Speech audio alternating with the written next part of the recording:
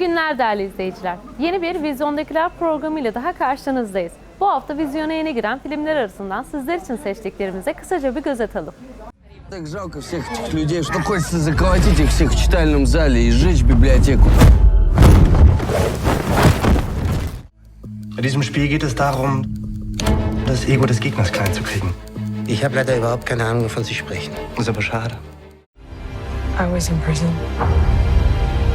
I just got out. I was there for 20 years. For what? John, open the door. Talk to me. Tell me what happened. Dünya premierini Cannes Film Festivali'nde yapan, bir çizgi romancı ve ailesinin hayatını konu alan fantastik türündeki film Petrov grip oldu. У нас у ребенка температура сильная. Ни поноса, ни рвоты, ни судорог не было. Когда начнутся, тогда и звоните.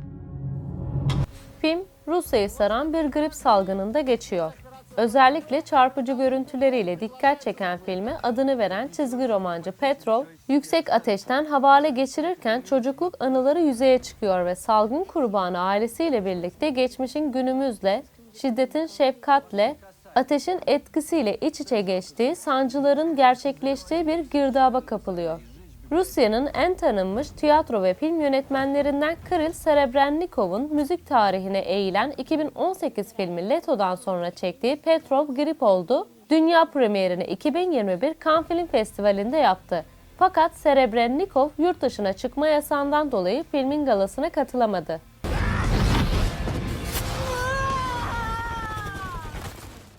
Alman film ödüllerinde en iyi film dahil 7 dalda aday gösterilen dram türündeki film Satranç. Heute Nacht marschieren Sie ein. Ihr müsst fliehen. Steven Zweig'ın Nazilerden kaçtıktan sonra Brezilya'daki sürgün günlerinde kaleme aldığı Satranç onun en ünlü kitabıdır. Bu uzun öykünün tamamlandığı kopyasını yayıncısına postaladıktan bir gün sonra ise yazar ve eşi intihar ederek hayatlarına son vermişlerdir. Yazar kitabında işkence ve tecridin psikolojik sonuçlarını çökmekte olan bir dünyayı fon olarak anlatır. Naziler tarafından hapsedilen bir avukat Gestapo karargahına götürüldü. Nazi yetkilileriyle işbirliği yapmayı ve ele aldığı davalar hakkında bilgi vermeyi reddettiği için hücre hapsine gönderilen avukat, uğradığı psikolojik işkencelere dayanmak için satranca sığınır. Bir yandan Avusturya'nın Nazi Almanyası'na ilhakı ertesinde Viyana'da Metropol Oteli'nde yaşananları izliyoruz. Diğer yandansa Atlantik Okyanusu'nda sislerin arasında hareket eden bir gemideyiz. Bu gemide ise sonu pek iyi bitmeyecek gibi duran satranç turnuvası düzenlenmekte. Yazarın kitabında baş karakter giderek daha büyük bir psikolojik baskı altına girerken dış dünya açıkça gerçeklik olarak çizilir. Sinema uyarlamasında ise gerçek ve Bartok'un arasındaki sınır giderek belirsizleşiyor. Schreiben Sie. Schreiben Sie. Hapis yattıktan sonra hayatını yeniden kurmaya çalışan bir kadının yaşadıklarının anlatıldığı dram türündeki film Affedilmez.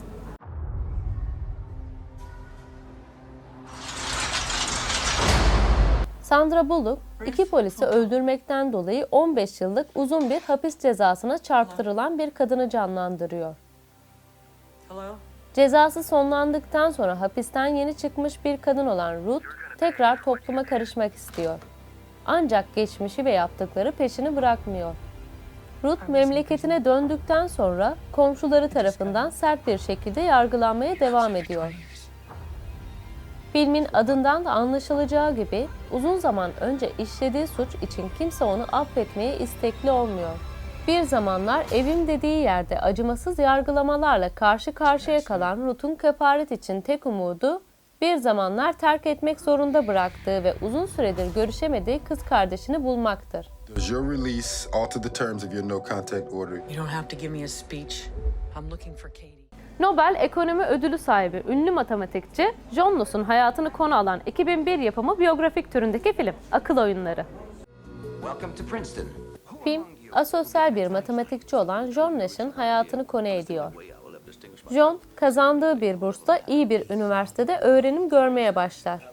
Bu süreçte parlak zekasını her daim hissettiren ve çevresindekilerle uyum sorunu yaşayan dahi John, inanılmaz bir teoriyi ortaya sürüp kanıtlama aşamasına kadar gelir. Böylece matematik çevrelerinde ününü yayan dahi adam zamanla şizofrenik belirtilerle mücadele etmeye başlar. John artık kendi kurgusal gerçekliklerinden oluşturduğu dünyasıyla asıl gerçekleri ayırt edemeyecek bir aşamaya gelir. Önemli başarılarından uzunca yıllar sonra Nobel ödülüne layık görülen ünlü matematikçi John Nass'ın gerçek hayat hikayesine odaklanan akıl oyunları 2 önemli dalda Oscar ödülünü kazanmıştır. John, open the door. Talk to me. Tell me what happened. It didn't happen. I'm not leaving. Bir haftanın daha sonuna geldik. Sizler için seçtiğimiz filmler bunlardı. Önümüzdeki hafta görüşünceye dek hoşça kalın.